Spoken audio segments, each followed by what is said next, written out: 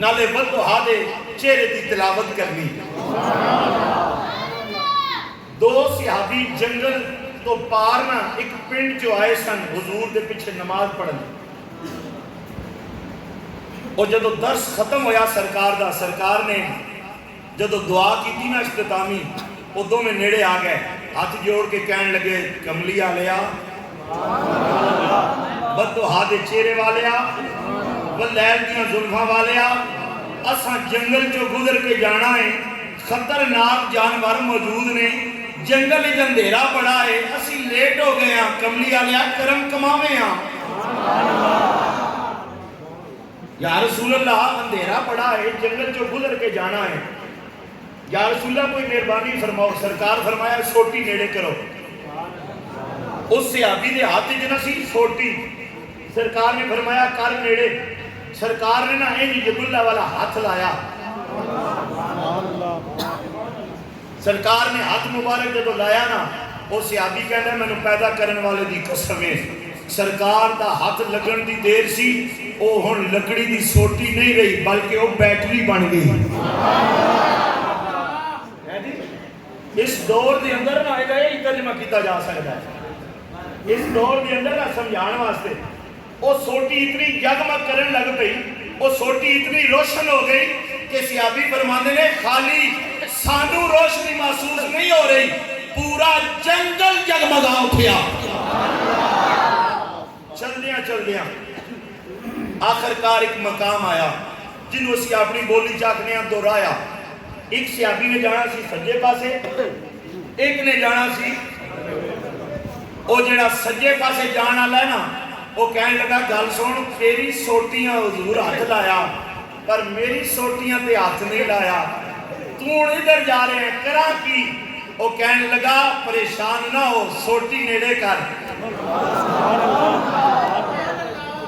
سوٹی وہ دو میں سوٹیاں جدو ٹچ ہوئیاں نا مس ہوئیاں تے جیڑا کم وہ حضور دے ہاتھا نہیں سوٹی کر رہی سی نا، اوہی کم اس دوسرے غلام والی سوٹی بھی کرن لگ پئی.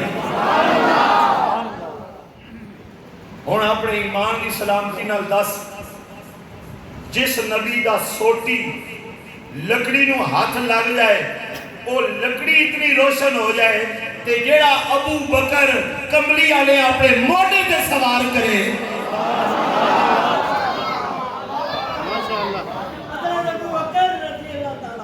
واہ واہ راج کیا کو سبحان اللہ. اگر سوٹی لکڑی بھی اتنی روشن ہے تے جنہ موڈیاں تے کملی والا سوار ہویا اسی گاجوال کے دو نمبر بندے نال میں گالی کدی نہیں کیتی. ایک نمبر سنی نال مخاطباں اسی حضور دے گھر والیاں دے بھی نوکر ہاں، اسی حضور دے یاراں دے بھی نوکر ہاں.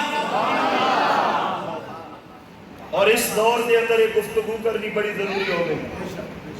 لوگ ڈنڈیاں مار رہے ہیں، مسلک دے اندر بگاڑ پیدا کر رہے ہیں، مختلف خانقاہاں خراب ہو گئی، مختلف خطیب بک گئے.